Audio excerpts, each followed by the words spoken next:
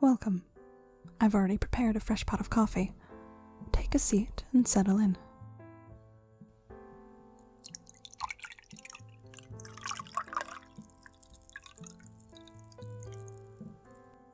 There are also snacks here, if you like. Navia baked them when she heard I would be helping you design your character today. She is quite excited to have you joining our upcoming game.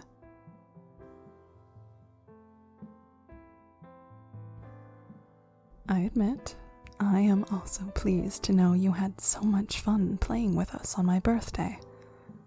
I was quite impressed with your role-playing ability, especially as a first-time player. It means a lot to me that you are willing to dive headfirst into the game for my sake, even with a pre-made character. It makes me very curious to see what kind of character you will create today.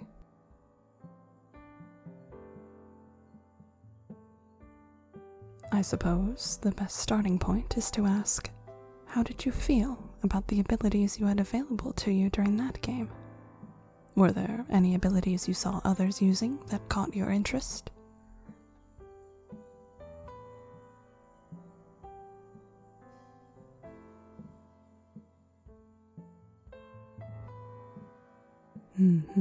That is a common feeling among new players. It can be very overwhelming when you first enter the world of tabletop games. Why don't I walk you through the character creation process then, and we can build from the ground up.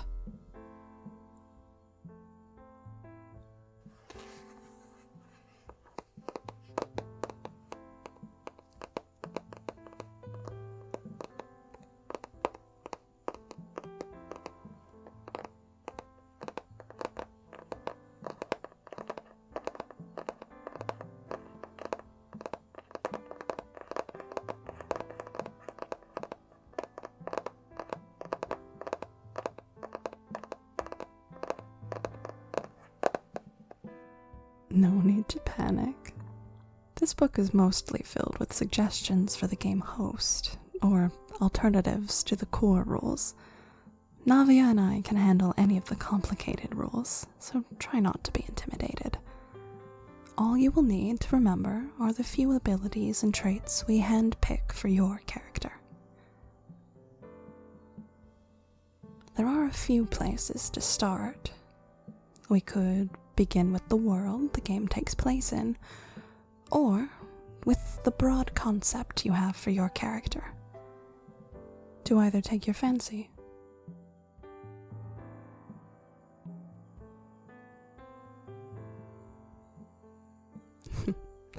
I suppose I should have guessed the traveler would be interested in a new world to explore. This campaign will take place in a world of Navia and I's own creation, called Sunder. It is an island continent, divided in half by a large mountain range. 1,000 years ago, the western half of the world fell to an invasion of monsters, and now the survivors of the disaster have all relocated to live among the eastern civilizations. Our story takes place in one of the only cities on the Border Range Mountains, aptly named Frontier City. The mountains keep the monsters from spreading to the eastern half of the continent, but this comes at the cost of many of the outer edge settlements in Sunder. Frontier is the exception. It's the biggest and longest-lived edge settlement in Sunder at nearly 25 years of survival, thanks to its Adventurers Guild. Frontiers first. The guild was established 20 years ago, when a group of 5 extremely powerful adventurers saved the city from monsters that broke through. Since then, they've taught more adventurers the arts of monster hunting and survival, and have not only protected Frontier, but also begun exploring the ruins of civilizations that fell in the initial invasion. The campaign will be focused on exploration, monster fighting, and uncovering the ancient secrets of the past.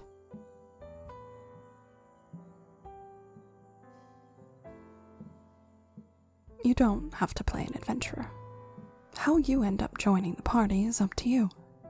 You could be a simple farmer trying to defend his land, a member of the town guard sent to assist the adventurers, or a runaway criminal looking to escape her past. The possibilities are endless. I find you have the most fun if you step outside of your daily life a little. But if you feel more comfortable playing what you know, that's perfectly acceptable. What do you think?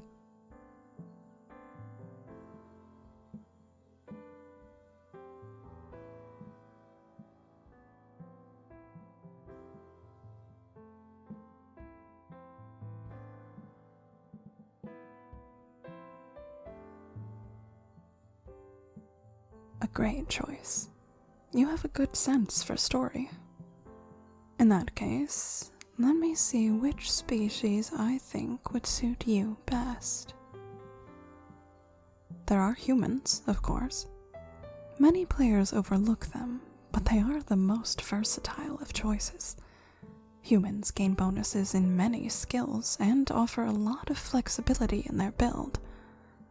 But if you are interested in something more fantastical, there are also species like the Dragonborn, half-orcs, and gnomes. You've never heard the term Dragonborn? They are exactly as they sound, lizard-like people covered in scales, with a proud history, and, in this setting, an interest in researching ancient texts and techniques from before the invasion. They have a fairly insular community, although Frontier City is a veritable mixing pot of all species. Orcs are towering nomads who live in the marshes to the east of Frontier. They can be very dangerous, as they live by a principle of self-preservation over all else. They are opportunists, happy to attack travelers, to steal their supplies, or defend their hunting routes, and at times may even strike nearby settlements. The brush-up against other species occasionally leads to couplings that result in half-orc children, who generally exhibit traits of both sides of their lineage. Should you choose this route, you may be raised in the marshes with the nomads, or in a nearby village. Either way, you may be treated as an outsider, or meet doubt in your capabilities and moral character. Some players enjoy telling stories of overcoming such prejudices and finding their own self-worth. As for gnomes, admittedly, I think of Paimon. Gnomes are quite small, but come with large personalities, with colorful hair, dramatic fashions, and long and complex names. They're also generally considered to have a knack for ingenuity. In this setting, there are dwarves who mine the border range, and the gnomes of the forest and its foothills have established a trade system with them, utilizing the gems to create odd, magical machines, both for work and play.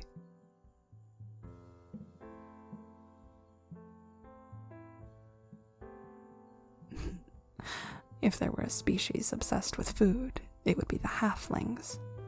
They primarily live in farming communities and are the predominant species of this setting. Actually, they are also stout in stature, so perhaps they are more suited to Paimon than I initially thought. Well, with that said, do you have an idea for your choice?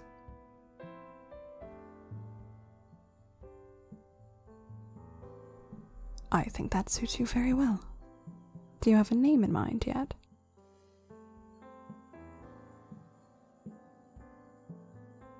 Well, I can draw you up a list that suits your chosen species. I actually have several of those in my hosting folders. You wouldn't believe how common it is for players to ask the name of an NPC I created on the fly. For now, let's move on to your class. As you know, this affects the abilities you will have during the game, and can influence your priorities when building your character.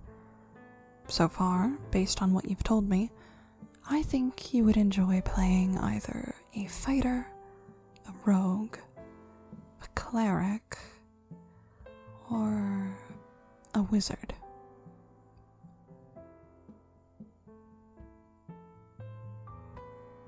Well, the primary difference is whether you wish to be a magic user or a melee fighter. There is some overlap, of course, but the rogue and fighter classes are focused on physical combat utility, while cleric and wizard are focused on casting magic. Each has its own playstyle, however. Fighters are fairly intuitive. The class offers abilities based on martial prowess. It is fairly versatile, depending on the kind of fighting you wish to do, such as dual-wielding swords or being a powerful protector of your allies. That versatility makes it a popular choice for players who decide to play humans. Rogues, meanwhile, are a classic class built around stealth and striking from the shadows. Rogues focus on dexterity, hitting fast and hard, then escaping. If you prioritize mobility, the rogue is for you. Some rogues can also come into magic. They have very little in comparison to clerics, of course. Clerics derive their magic from the gods, and are often played as healers. They do feature powerful armor and combat spells as well, however. A cleric is generally devoted to a cause, and is often played as a very responsible and dedicated member of the team. Wizards, meanwhile, are the pinnacle of magic. They often suffer from being what players call a glass cannon, meaning they have powerful attacks but cannot handle much damage themselves. Wizards' magic comes from study, and they are often driven by a desire to learn more and unlock the mysteries of the arcane. Of course, you are ultimately the teller of your own story. Your character's goals and motivations do not have to align with the common choices other players have made. These are just suggestions to spark inspiration or help if you're feeling overwhelmed by the options available to you. With all of that said, is there a particular class that speaks to you?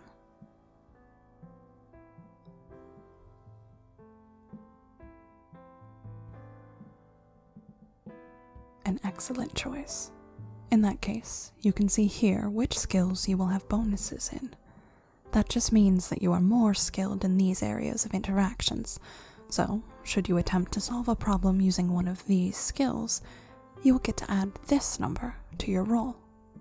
The numbers increase as you progress through the game. There are also 6 core stats that everyone has.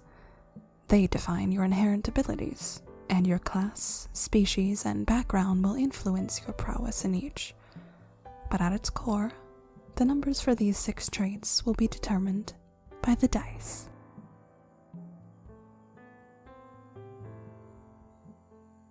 Oh, you didn't think you would be rolling today? Consider this a lesson then, particularly when you're friends with someone like Navia. Always have your dice at the ready. There's no need to fret.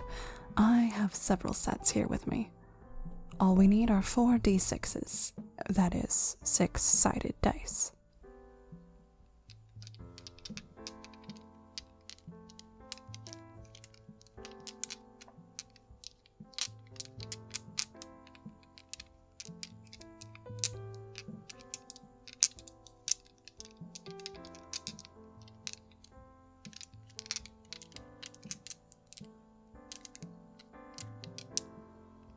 One, 2, 3, 4. No, we don't use the 20-sided die for this. You're right that in the game we played for my birthday, the d20 decided our fates. But in character creation, a set of 4 standard dice are used. You will roll the full set, like so. Then remove the lowest number.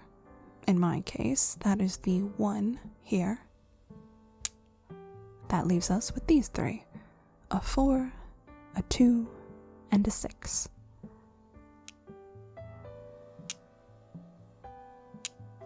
We add the 3 together to get 12, and note that number down. Then we repeat the process until we have 6 numbers. Does that make sense? Here you are then.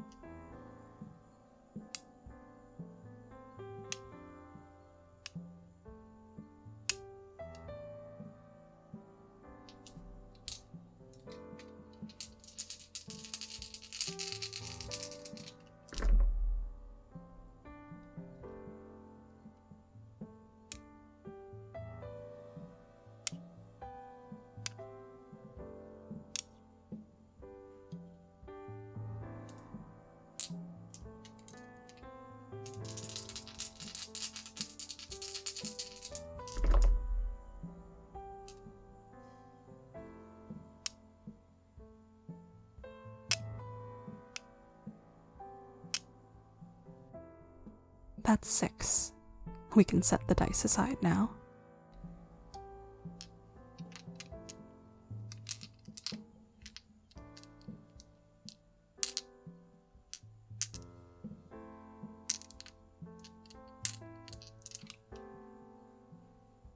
Let's see.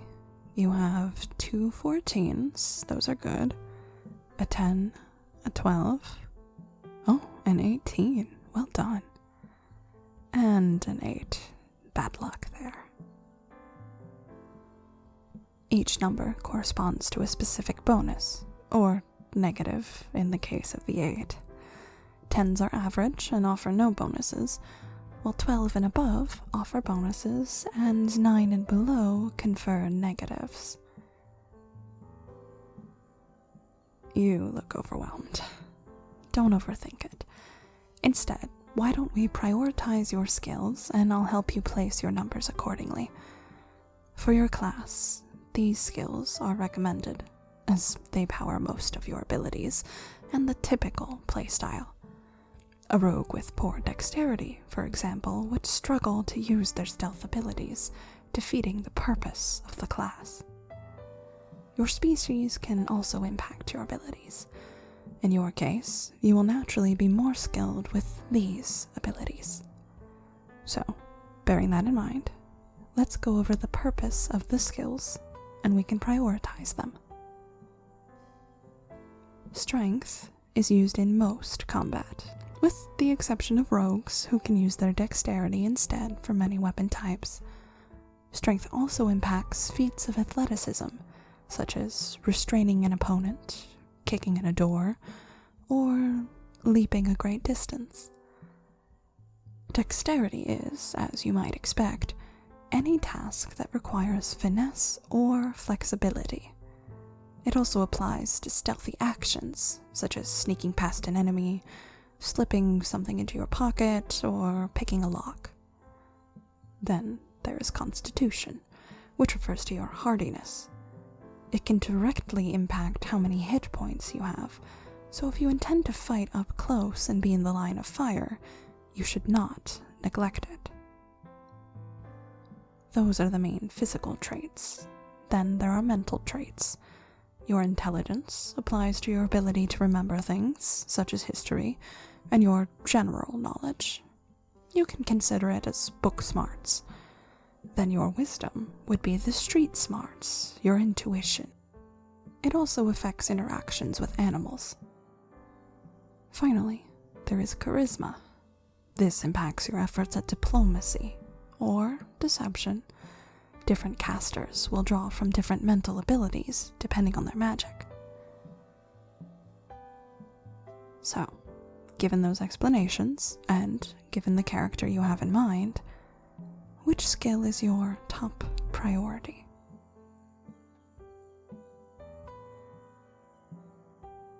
Seems like a sound decision to me. We'll place the 18 there, giving you the best chance at succeeding in any checks made with this skill. You've had good luck in rolling 2 14s as well, allowing you to choose 2 more skills that you'd like to be fairly skilled in.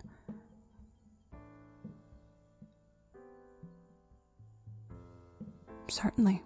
We'll place the 14s then. That leaves a 12, a 10, and an 8. At this point, it may be more helpful to decide which skill is least important to you. What ability would you be okay with your character being bad at?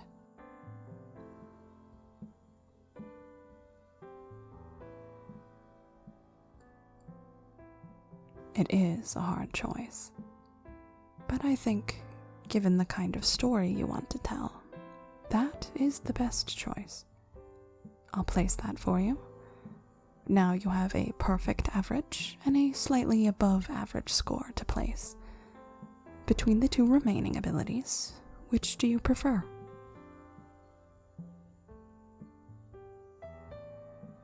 Easy enough then. We'll place those, and your character is complete. You can leave the finer details to me. Now that I have a good understanding of how you wish to play, I can sort out the minutiae. I'll bring your sheets to our first session and walk you through the abilities before we begin. I look forward to it.